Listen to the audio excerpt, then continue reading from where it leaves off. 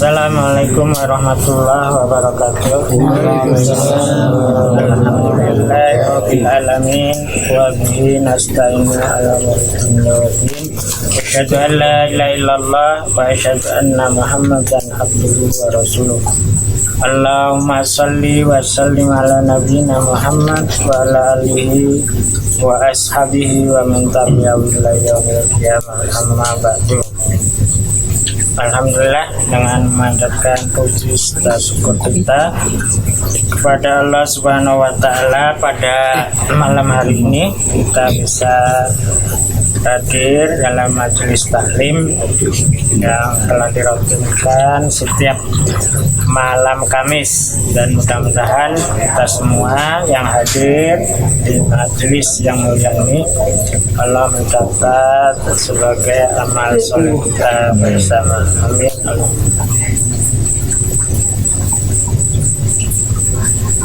Dalam kesempatan tausiah pada malam hari ini, tentu yang pertama kita mari sama-sama kita bersyukur kepada Allah Subhanahu wa Ta'ala.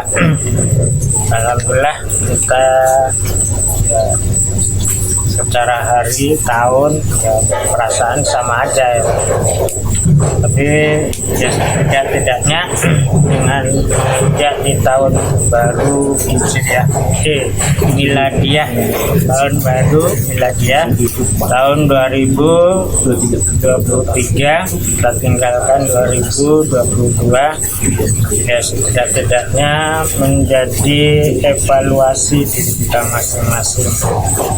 Kalau dalam surat Al-Hadid Allah mengingatkan kepada kita, alam yakni lilladzina amanu an tahsha'a qulubuhum dzikrillah, yang artinya alam yakni lilladzina amanu, belumkah waktunya ya bagi orang-orang yang beriman untuk lebih fokus atau khusyuk, qulubuhum, hati-hati mereka dzikrillah, itu ingat kepada Allah Subhanahu wa Ta'ala. Ya, berkaitan tentang kita berganti tahun, tapi secara rasa sama aja, Minggu, Senin, Selasa. Secara apalagi minggu, bulan, tahun sama saja. Tapi bagi seorang muslim itu ya ada sesuatu yang kita telah tinggalkan dan kita masuk ke ya istilahnya lembaran baru.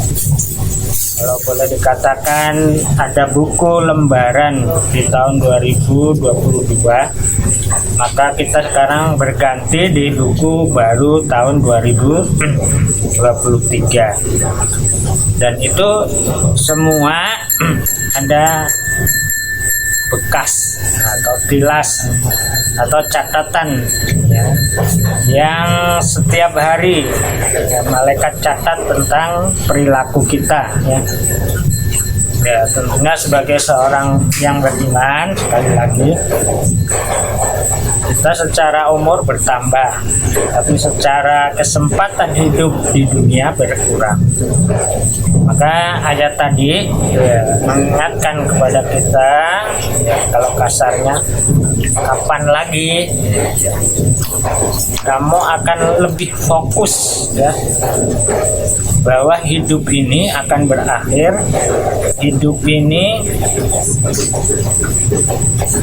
akan digantikan dengan kehidupan yang kekal abadi, dan hidup ini adalah perjuangan untuk meraih bahagia untuk di alam berikutnya. Dan kita ketahui hidup di dunia ini sebentar, terasa sebentar, apalagi di akhir zaman, karena Rasul sudah mengingatkan nanti di akhir zaman itu waktu seakan-akan seminggu kayak sehari dua hari ya.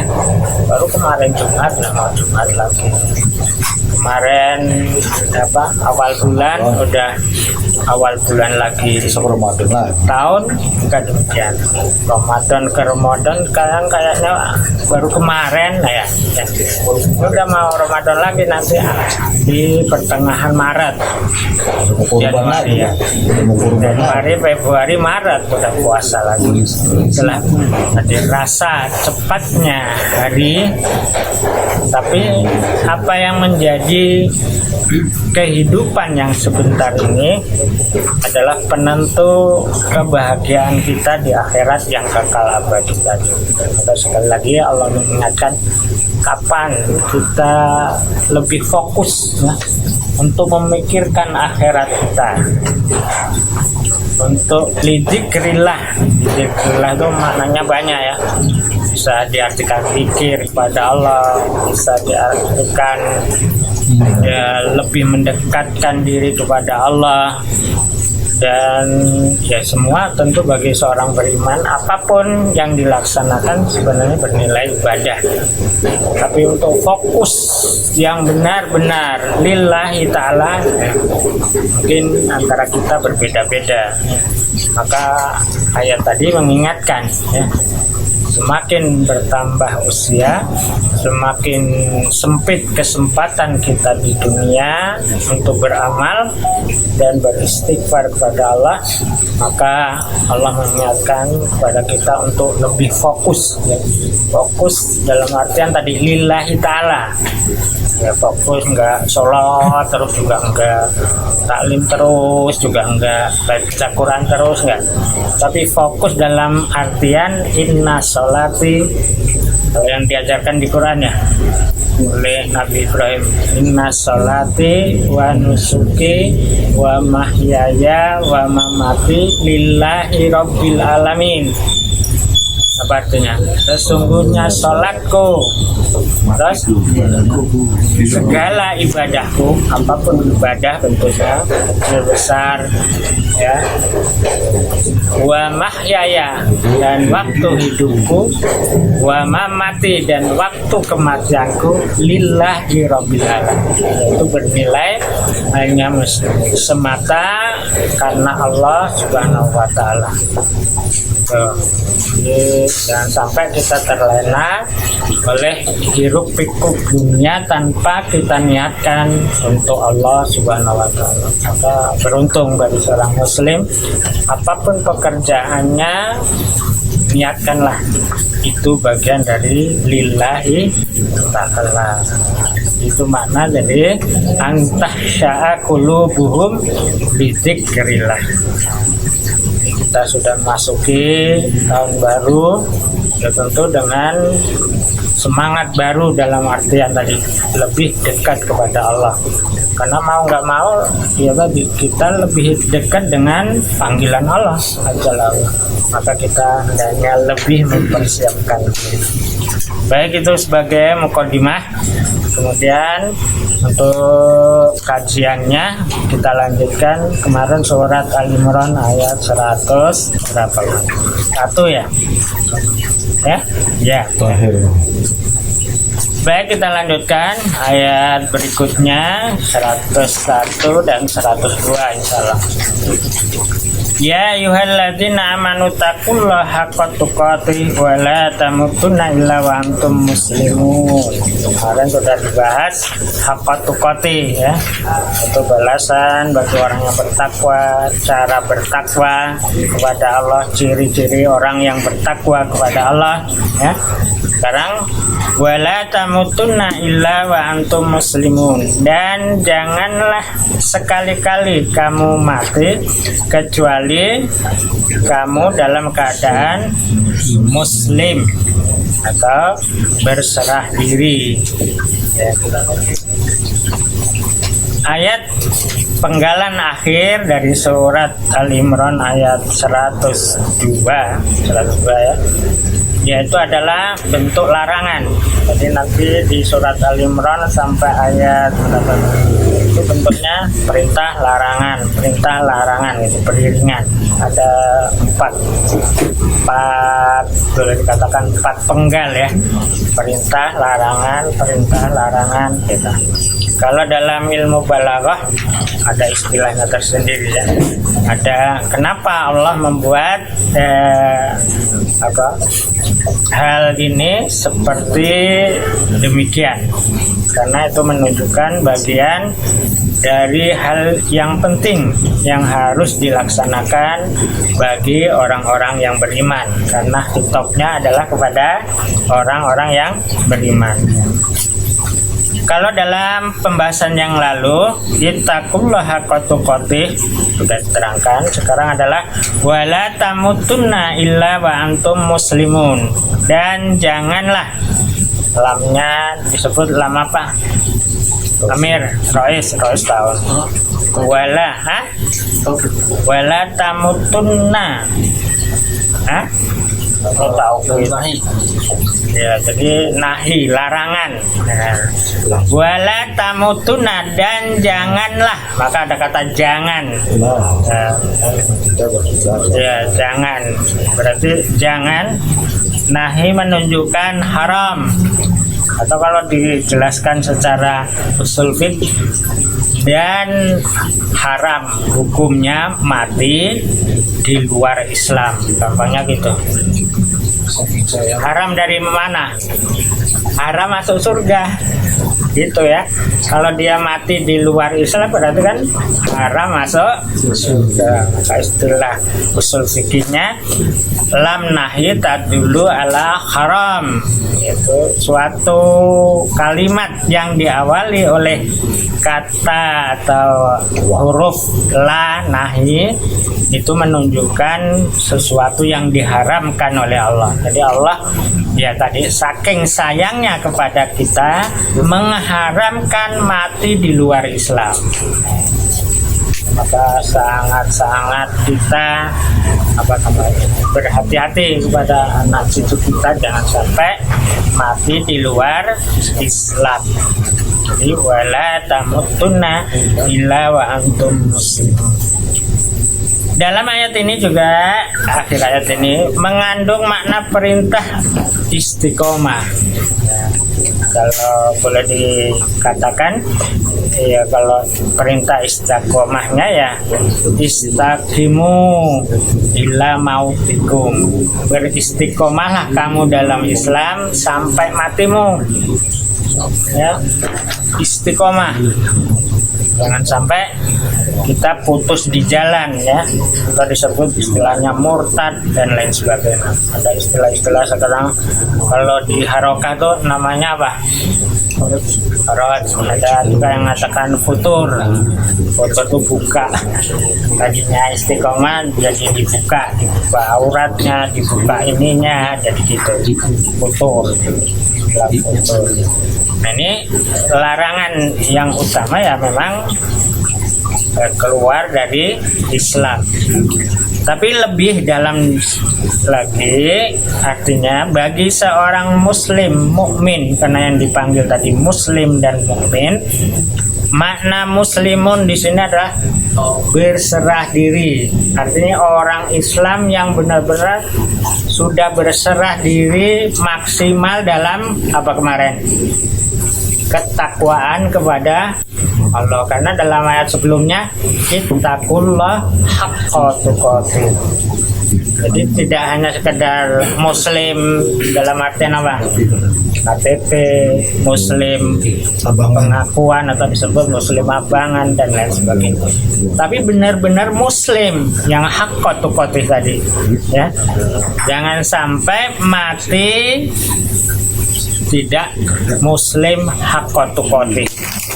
Penekannya sebenarnya gitu ya, secara khususnya. Kalau umumnya ya jangan sampai mati di luar Islam.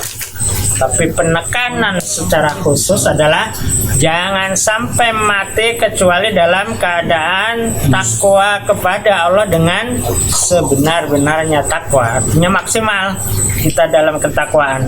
Ya memang kita beda-beda maksimalnya. Maka ada di ayat lain, ittaqullah mastata'tum.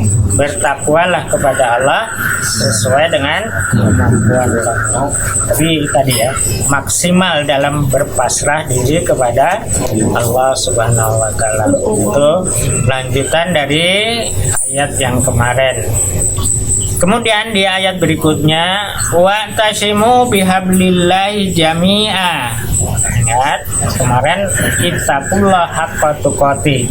Sekarang perintahnya apa? Wa tasimu, dan wawunya ada yang mengatakan wawu ataf ya. Ataf ngikut dengan ayat sebelumnya. Artinya ini juga ditujukan kepada orang yang beriman. Itasimu bihablillahi jami'a. Berpegang teguhlah. Atau apa namanya berpegang teguh? Berpegang teguhlah ya, atau ya, berpendirianlah yang kuat ya, atau berakidah yang kuat ya, bihablillahi, pada tali Allah. Diterjemahkan apa hablillah? Ya, agama Allah atau Islam ya, atau ada yang menerjemahkan Al-Quran ya, boleh ya, karena tidak terlepas ya. Kalau mengamalkan Al-Quran ya mengamalkan Islam, kalau mengamalkan Islam ya mengamalkan Al-Quran. Tidak bisa dipisah-pisah satu dengan yang lainnya. Maka kalau diterjemahkan hablillah itu Al-Quran, ada yang menerjemahkan hablillahi adalah Al-Islam. Jami'an secara berjamaah atau bersatu ya. Ayat ini atau ayat-ayat dari kemarin yang dihafal sampai ayat ini termasuk adalah asbabul nuzulnya berkaitan tentang apa? Aus ya, Aus dan Khazraj, kelompok Aus dan Khazraj, yang dimana mereka setelah masuk Islam ada kejadian karena provokasi dari orang Yahudi ya, yang tidak senang ya, Aus dan Khazraj menjadi bersaudara setelah masuk Islam. Kemudian mereka ingin istilahnya berperang lagi ya. Maka ayat ini turun sebagai peringatan bahwa dalam mengamalkan Islam itu harus berpegang teguh ya pada Al-Quran dan Sunnah Rasulullah SAW, yaitu dengan apa? Berjamaah atau bersatu. Dalam istilah banyak tentang jamaah yang dimaksud dalam ayat ini ya, tidak hanya terbatas pada jamaah dalam artian persatuan atau yang disebut dengan organisasi atau kelompok ya, kelompok-kelompok ya, mungkin ada istilah kelompok ibu-ibu pengajian, ada kelompok bapak-bapak arisan dan lain sebagainya. Bahkan juga tidak berlingkup pada kelompok-kelompok nasional atau internasional, karena sekarang juga ada ya yang mengatasnamakan ya, mungkin ada istilah Persatuan Umat Islam Indonesia ya kan, ada Persatuan Umat Islam Dunia, terbatas pada tadi kelompok-kelompok. Tapi yang dimaksud di ayat ini jami'an itu ya definisinya secara aktual itu sudah dipraktekkan ya, maupun secara syariat itu ada ketentuannya ya. Makanya dalam jami'an di sini ada 3 unsur yang harus ada. Yang pertama adalah di situ ada pemimpinnya atau disebut imamah ya. Kemudian yang ketiga ada janji setia dalam pengangkatan ke imam atau disebut bai'at. Maka dari ayat ini juga keluarlah asar Umar yang berbunyi apa? la islama ila bil jamaah wala jama'ata ila bil imarah wala imarata ila to'ah. Maka 3 unsur tadi ya, bersatu, mengangkat imam, menaati keimaman karena adanya baiat tadi ya. Jadi itulah jamaah yang dimaksud. Tapi tentu sebagian kita sudah paham ya. Ini itu refreshing lagi ya, atau memperbarui ya yang kita, bahwa jamaah yang dimaksud dalam ayat ini menurut para ahli tafsir dengan apa yang kita amalkan insya Allah sama. Cuman bedanya nanti ya istilah dalam pendapat pengamalan kayak apa sih. Maka ada yang ingin mengamalkan ya kalau sudah dalam apa, ada istilah ahlus sunnah wal jamaah, kita sudah dalam jamaah. Ada yang gitu ya. Ada yang menerjemahkan jamaah memang itu sekarang darul lafah, ada juga yang begitu. Ada yang darul Islam, ada yang juga begitu, dan lain sebagainya. Ya termasuk mungkin sebagian ada juga yang mengatakan ya mereka dalam organisasi.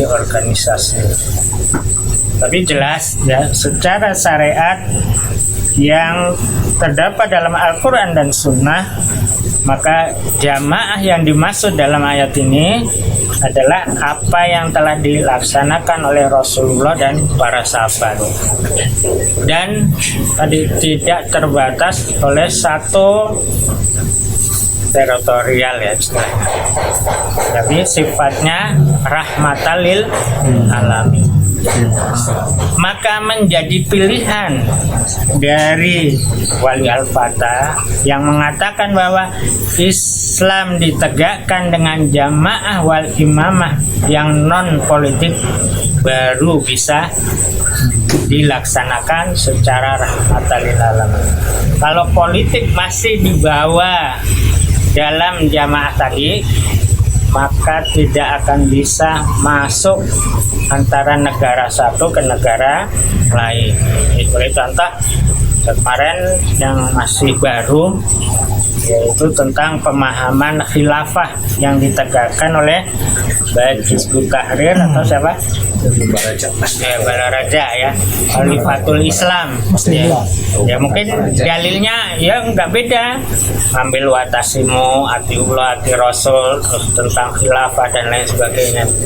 Tapi mereka membawa politik di Indonesia saja, artinya mereka orang Indonesia apa ya, jadi di Indonesia, baru di Indonesia saja udah tadi berbenturan dengan ya tadi banyak yang lain, karena yang dibawa adalah tadi politik, pemahaman jamaah wal imamah yang berbau politik, maka tidak bisa masuk apalagi ke istilahnya negara-negara yang lain. Makanya di Arab kalau menyampaikan jamaah wal imamah, karena kebanyakan mereka berpendapat kalau udah jamaah wal imamah akan ngusir raja, akan ngusir presiden dan lain sebagainya.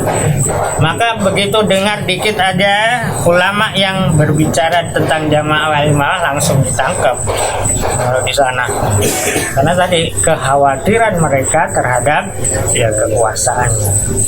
Nah, maka ya yang selamat, yang sesuai dengan sunnah pada masa jamaah ditegakkan di masa Rasulullah adalah seperti Rasul. Rasul tidak pernah apa mengusir atau merampas para raja, para kepala suku, apalagi tidak pernah. Raja ya silahkan jadi raja, tetap jadi raja ya, dan lain sebagainya. Ya, itulah harapan kita, yaitu dakwah kita tentang jamaah imamah yang kita yakini, artinya tidak menghilangkan ya istilahnya apa, raja-raja presiden-presiden, adapun nanti suatu saat mereka ibaratnya menyerahkan, istinya lain ya, lain. Karena seperti pada masa Umar ya, kemudian pemimpin-pemimpin di Palestina di mana-mana istilahnya menyerahkan kepada Umar. Nah, dan Umar sendiri nggak mungkin apa istilahnya kemudian menguasai dan membunuh orang-orang yang non Muslim dan lain sebagainya. Nah, itu harapan kita, dakwah kita tentang jamaah wal imamah. Itu adalah bentuknya rahmatan lil alamin dan tidak berkonflik. Wala tafaruqu, dan janganlah kamu bercerai-berai. Di sini maka ada istilahnya di jamaah jangan membuat jamaah sendiri, ada istilah gitu ya. Karena kalau udah jamaah masih membuat jamaah sendiri, artinya tidak taat dalam keimarohan. Nah, ini yang disebut masih tafarruq, masih mengegokan ambisinya sendiri. Nah, ini yang nggak boleh. Udah jamaah masih tafarruq ya, tidak boleh. Karena udah jamaah ya tinggal sami'na wa ata'na. Boleh kita berusul, boleh kita bermusyawarah, tapi ketaatan utama adalah apa yang menjadi putusan. Ya, seperti pada perjanjian Hudaybiyah. Secara pemikiran umat Islam para sahabat waktu itu, perjanjian Hudaybiyah adalah merugikan orang Muslim. Tapi karena itu sudah keputusan Rasulullah dan diikuti. Ya, artinya semua sahabat yang keras-keras ya kemudian sami'na wa ata'na. Tapi dibalik tadi apa yang merugikan justru menguntungkan bagi umat Islam. Nah, kira-kira begitu ya. Ya mungkin kadang-kala kita berpikir ngapain kita ngituin Palestina gitu ya, jauh-jauh dan lain sebagainya. Kadang-kala yang kepikiran kita karena ibaratnya apa? Kita mikirnya paling di rumah sama di RT, mikir yang internasional. Kadang-kala ngapain jauh-jauh mikirin ya. Nah, itu kadang-kala begitu. Tapi karena tadi itu bagian dari dakwah kita dan sudah menjadi keputusan imam, ya tinggal sami'na wa ata'na dan sesuai dengan kemampuan. Artinya tidak dipaksa juga. Orang Depok umpamanya suruh ke Palestina, umpama nih, ya nanti ya tetap ada tawar menawar pertama. Ya mungkin keberatannya ya minimal saya nggak bisa ini, nggak bisa itu, nanti di sana ngapain saya, gampangnya gitu ya. Nah itu juga akan dilihat kepada oleh yang memerintah ya atau imam. Nanti kalau benar-benar nggak bisa ya nggak diterusin. Artinya sampai begitu dalam ketaatan kita kepada umara. Artinya awal-awal kita usul dan lain sebagainya boleh. Tapi kalau tetap diputuskan harus karena nanti ya istilahnya imam punya pemikiran yang lebih terhadap si A, ya harus sami'na wa ata'na. Umpamanya Pak Lili ini ahli apa bahasa dan lain sebagainya udah banyak tahu umpamanya.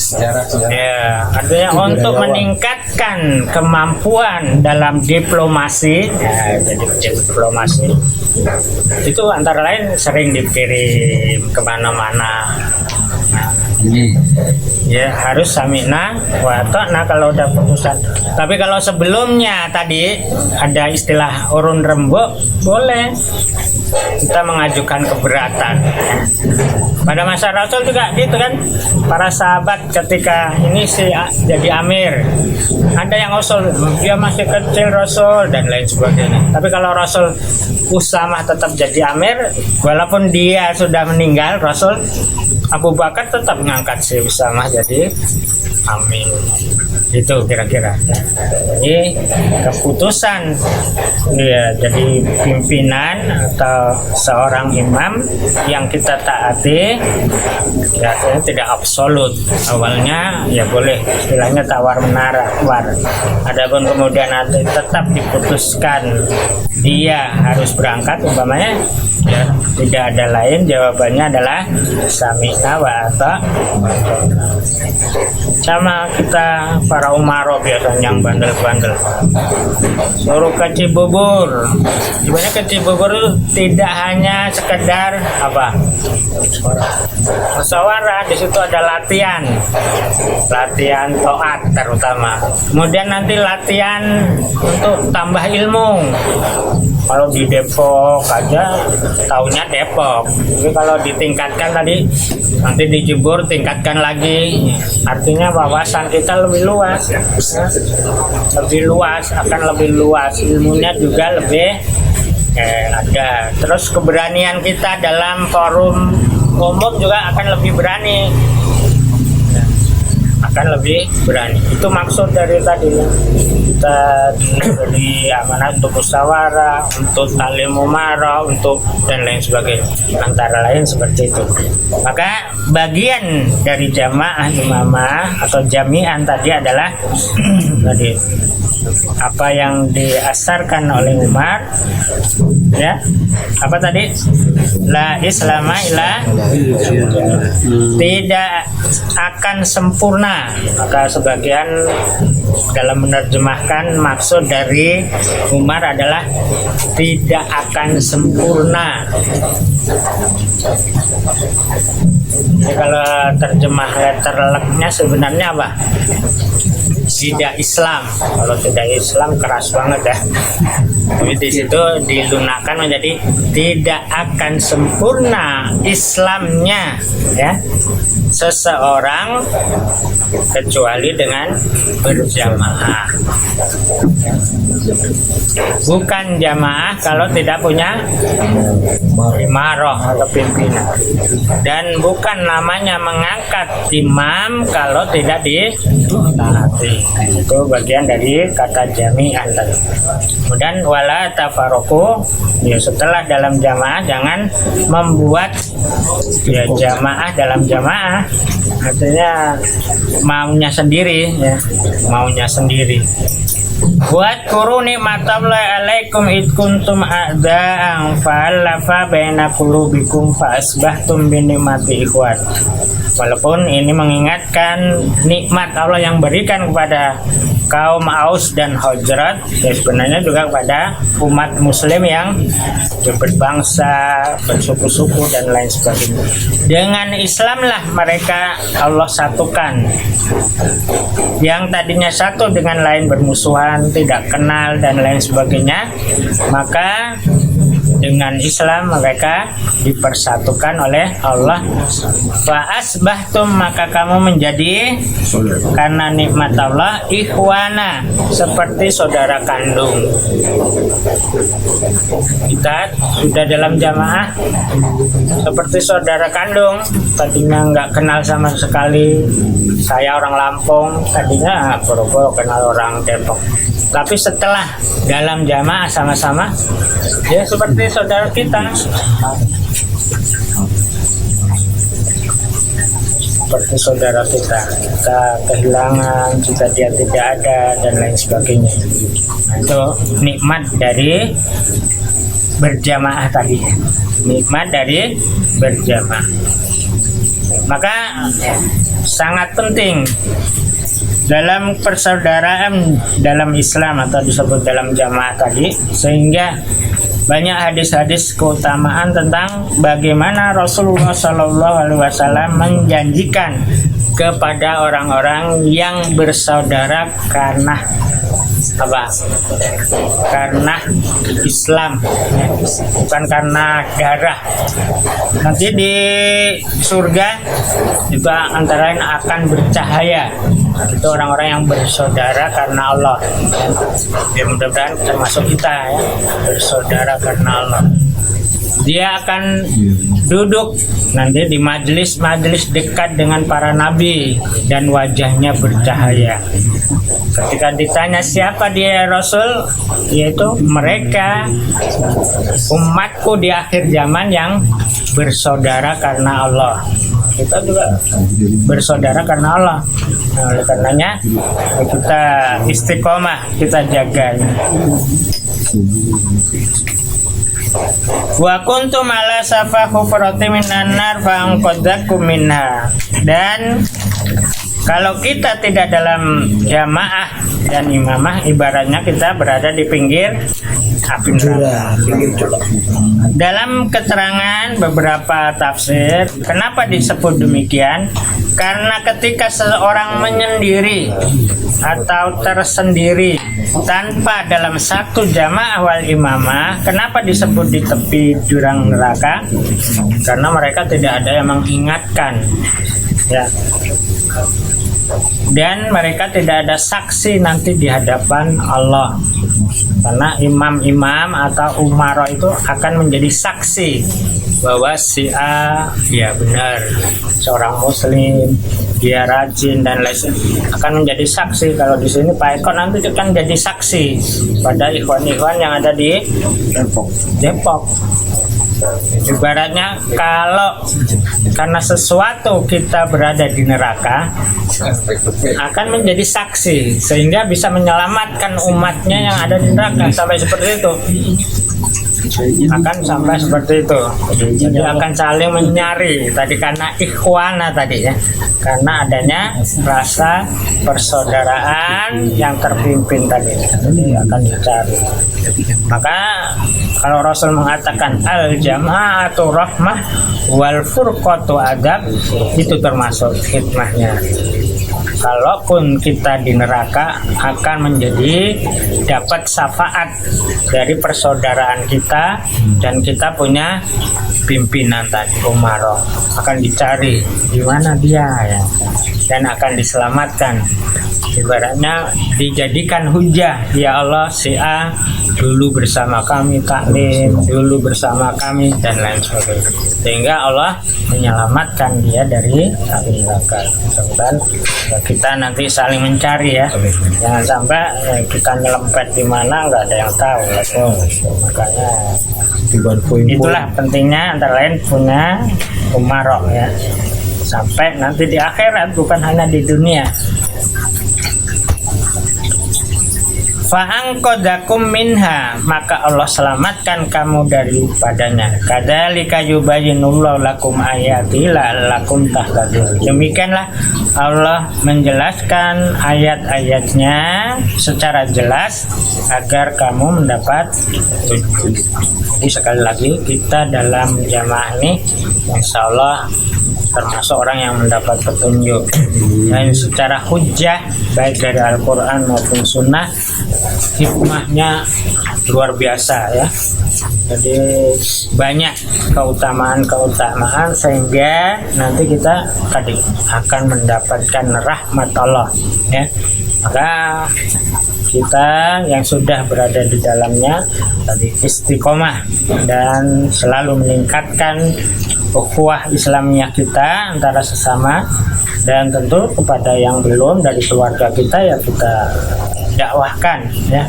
Kalau kita sudah berdakwah ngajak nggak mau, nggak jadi masalah, karena petunjuk datangnya dari Allah. Kalau belum, nah itu yang menjadi masalah ya, artinya belum menyampaikan. Maka sampaikanlah ya tentang kesatuan umat, tentang pentingnya kita mempunyai imam, karena itu bagian nanti dari kemudahan-kemudahan di akhirat ya. Termasuk kemudahan-kemudahan di akhirat, ada yang menanggung, ibaratnya gitu ya, ada yang menanggung. Baik, mungkin itu saja untuk ayat tadi 103 ya, 103. Nanti detailnya bisa kita kaji dari beberapa hadis yang berkaitan tentang jamaah wal imamah. untuk ya lebih istiqomah kita, lebih khusyuk kita, fokus kita dalam ya bermanhaj, yaitu manhaj nubuwah, manhajnya Rasulullah Sallallahu Alaihi Wasallam. Itu saja, kurang lebihnya kami mohon maaf. Wabillahi taufiq wal hidayah. Assalamualaikum warahmatullahi wabarakatuh.